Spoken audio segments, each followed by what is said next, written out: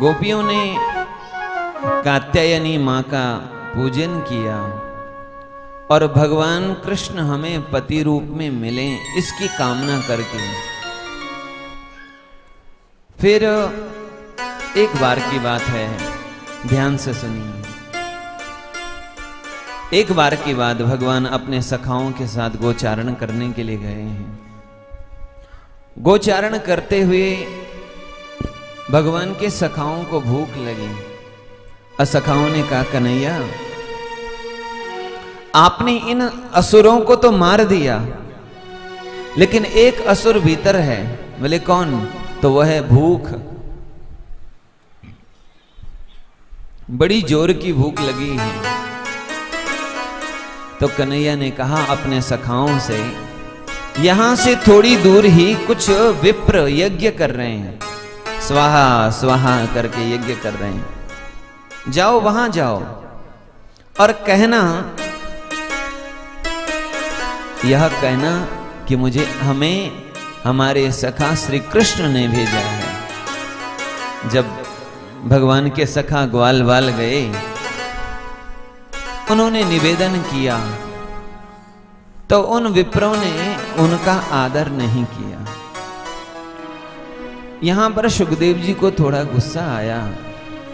बोले ये अपने आप को ज्ञानी तो मानते हैं पर ज्ञान इनके भीतर है नहीं। क्यों?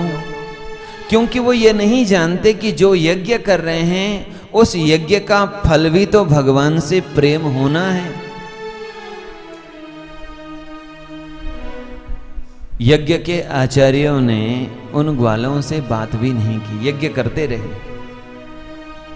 सखा वापस आ गए, कन्हैया से कही तो हमारे कन्हैया ने कहा, तुमको यज्ञ के आचार्यों के पास नहीं जाना था, यज्ञ पत्नियों के पास जाना था।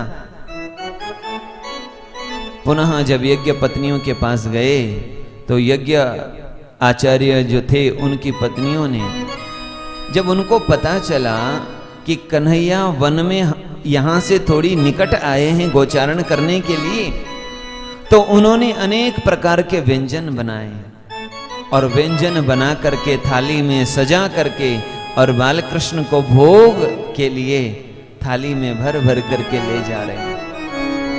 इधर आचार्यगण स्वाहा स्वाहा की आहुति डाल रहे हैं, ये भी देख रहे हैं कि घर के अंदर से अच्छी सुगंध आ रही है, आज कुछ बढ़िया पकवान बन रहे हैं।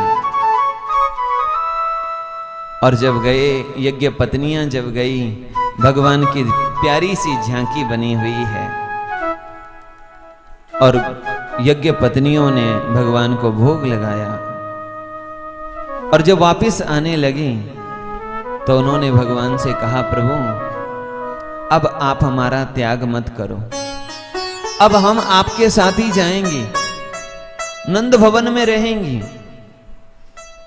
क्योंकि हम जब आपके लिए व्यंजन बना रहे थे और आपके लिए व्यंजन ला रहे थे तो हमने अपने पतियों को नहीं पूछा, अब वापस जाएंगी तो झगड़ा होगा, अब मालूम नहीं वो हमें स्वीकारते हैं या नहीं। भगवान ने कहा उन सभी यज्ञ पत्नियों से, आप लोग चिंता मत करो, वापस जाओ। याद रखो, जिसको मैं स्वीकार लेता हूं उसको सारा संसार स्वीकार लेता है, और जिसको मैं ठुकरा देता हूं उसको सारा संसार ठुकरा देता है। आप लोगों ने मेरी भक्ति की है, मैंने आपको स्वीकार किया है, आपको पूरा संसार स्वीकार करेगा। और जब वापस यज्ञ पत्नियां आई तो वही यज्ञ के आचार्य जिन्होंने पहले कन्हैया को भोग तक नहीं दिया, वही आती हुई अपने पत्नियों के लिए पूजा की थाली सजा करके खड़े हैं। आती हुई अपनी पत्नियों की पूजा तिलक चंदन कर रहे हैं और उनके सौभाग्य को देख करके अपने आप को कोस रहे हैं। हमारे ज्ञान को धिक्कार है। धिक्कुलम धिक क्रियादाख्यम विमुखा ये त्वदोक्षजे। हम तो ये मानते हैं जो भगवान से विमुख है उसके द्वारा किया गया पुण्य कर्म भी बेकार ही है। हम तो गुरुकुल में रहे, हमने वेद अध्ययन किया, विद्या अध्ययन की, और इतना कुछ करने के बाद भी हमारे भीतर परमात्मा के प्रति प्रेम नहीं हो पाया। लेकिन धन्य है हमारी पत्नियां, जिन्होंने के कोई वेद नहीं पढ़ा, शास्त्र नहीं पढ़ा, लेकिन फिर भी इनके भीतर श्री कृष्ण के प्रति, परमात्मा के प्रति ऐसी भक्ति है। धन्य है हमारी पत्नियां, और धन्य है हम जिन हमारी विप्रों की, यज्ञ के आचार्यों के, जिन हमारी ऐसी पत्नियां हैं। अहो धन्यतमा वयम यासाम नस्तादृशी स्त्रियः, जिन हमारी ऐसी पत्नियां हैं कि जो भगवान की परम भक्ता हैं। ये तो धन्य हुई ही, इनके कारण हम भी धन्य हो गए। किसी ने उन यज्ञ आचार्यों से कहा, तो आप क्यों नहीं जाते हैं फिर? यदि आपको पता है कि श्री कृष्ण साक्षात परमात्मा हैं, तो उनका दर्शन करने के लिए क्यों नहीं जाते?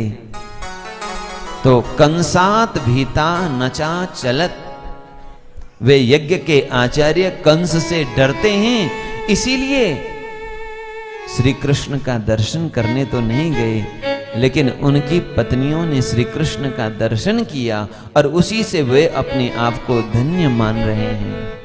बोलो वृंदावन बिहारी लाल की।